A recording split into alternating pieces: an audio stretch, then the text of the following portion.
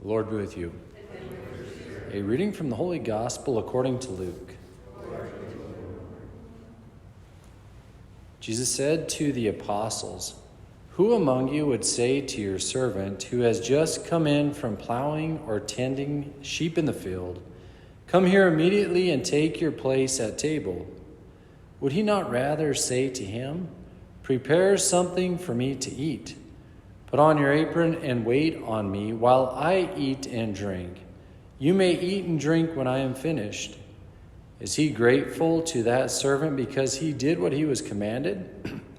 So should it be with you. When you have done all that you have been commanded, say, 'We are unprofitable servants.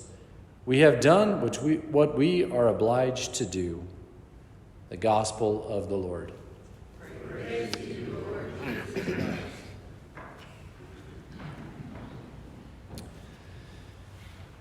Our Lord teaches us many different things and like many different ways of going about being children of God in this world.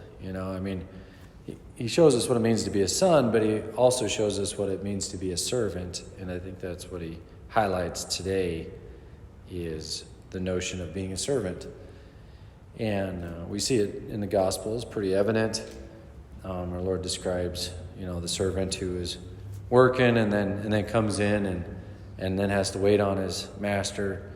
A little bit of a mysterious realm there, but at the end he just says, "Hey man, we're unprofitable servants. We've done just what we are obliged to do." And I think there's some goodness there that teaches us what it means to be a servant.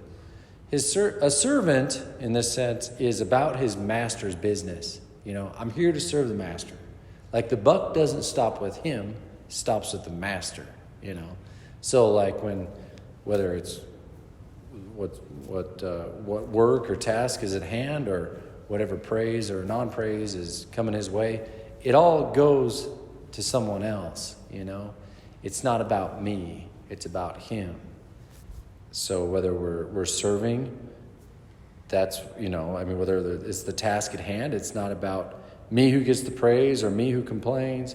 It's about the job that needs to be done for the glory of God in this sense. So I think there's just a lot of goodness there. Our Lord shows us many different times what it means to be a servant. He speaks of it often, but he shows us as well.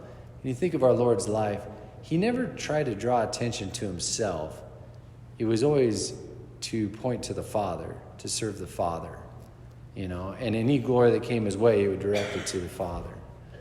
So there's goodness there. I think there's, I know in my life, there's just that constant, okay, where am I at there?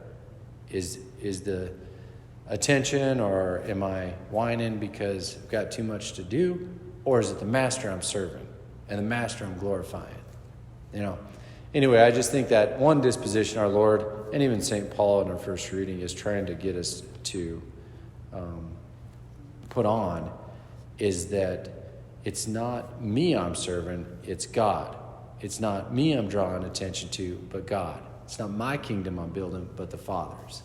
That's the disposition of a servant. The buck doesn't stop with me, it stops with the Father. So our Lord models that. I think it would behoove myself, and I'm sure all of us, to imitate it. So may we truly follow our Lord's examples and truly be servants of the Father.